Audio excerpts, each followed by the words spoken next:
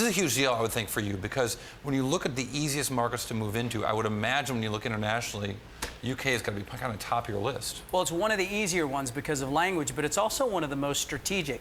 Both the size of its user base as well as the ability to monetize in that market makes the UK extremely strategic for us. I should back up and ask what Nextdoor is, if I can try to get you to tell me. Private social network for neighborhoods. We all use social networks today, Facebook for friends, right, LinkedIn for colleagues, but there hasn't been a social network until Nextdoor that helps us communicate with what we believe is one of the most important communities of them all, and that's the community right outside your front door. I think this is so cool, because I think that this is it's a company that I mean, to be so kind, you know that I'm not usually like that, but I really think that it's important for people to connect with people and for people to connect with their neighbors and to know who their neighbors are and to know what's happening in the community, and it changes the nature of the community. It makes it better, and you guys are doing that with technology. Well, we live in an increasingly divided world, that's the truth, and most social networks, because we handpick our friends or our follower list, they're just echo chambers for us to hear more of the same. As witnessed by the election. Nextdoor is different, though. Nextdoor is not about who you know, it's about where you live. It's about coming together with your neighbors to make the neighborhood better for everyone. We've been around for almost 5 years, and now 75% of American neighborhoods use the service. So talk to me about revenues and what you might expect. I don't expect you to actually tell me your revenues, even if I begged, but give me a sense of what this UK opportunity might be if we were to look at it 3 years from now.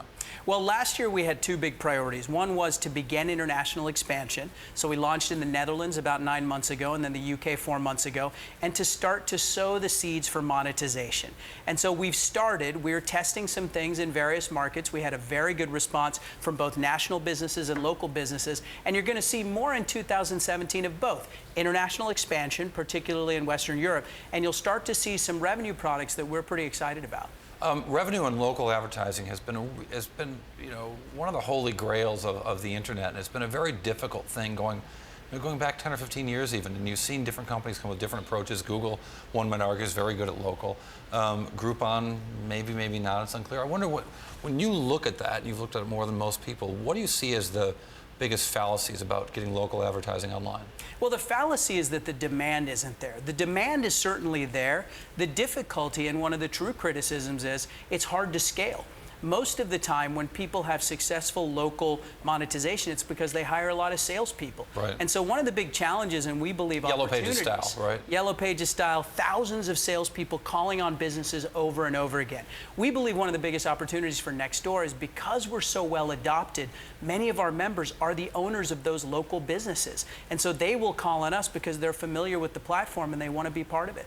Can you make the advertising easy to buy? I mean, Twitter has certainly struggled with that. Although I'm going to give Twitter some credit. Twitter's made it a lot easier to buy ads. It's made it a lot easier to buy promoted tweets just by tweaking things, adding buttons, putting things in more logically oriented places.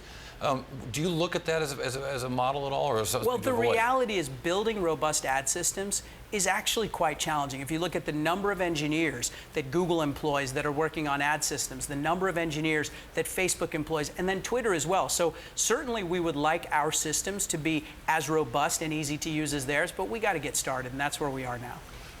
Do you see other models or other formats that might be important here in terms of ads? Or is there one kind of format you think is going to work the best? Because, again, you're talking about a very different kind of advertiser. Well, advertising has to be performant, obviously, and it has to be something that local businesses understand. They're not buying AdWords. They don't have an analyst at their shop that's looking at yield and really understanding CPA and CPC. They just want to know that they are a part of the conversation. They want to know that whatever they do, whether it's a Yellow Pages ad, wait, I want to push back on that. It seems to me if you're Fenton's Ice Cream on Piedmont Avenue in Oakland, you know that if you say you want to buy the AdWords for Oakland Ice Cream or Piedmont Ice Cream, which refers to your street or your city, and you know what you want ice cream, right? They probably know those words better. Well, you can buy that AdWord, but you don't have a website. So where is that AdWord going to go? I think the fundamental difference between, say, Facebook and Google, who are sending traffic to websites where you can fulfill whatever you're looking for, and Nextdoor, is that many of our potential advertisers, they fulfill in the real world, not on a website. So let's take the ice cream example. You can buy an AdWord for ice cream, but how are you going to actually sell the ice cream? You're going to do that in person. So we're looking at models that introduce these businesses to consumers in an easy-to-understand way, but then the consumers have to go out and patronize the actual stores.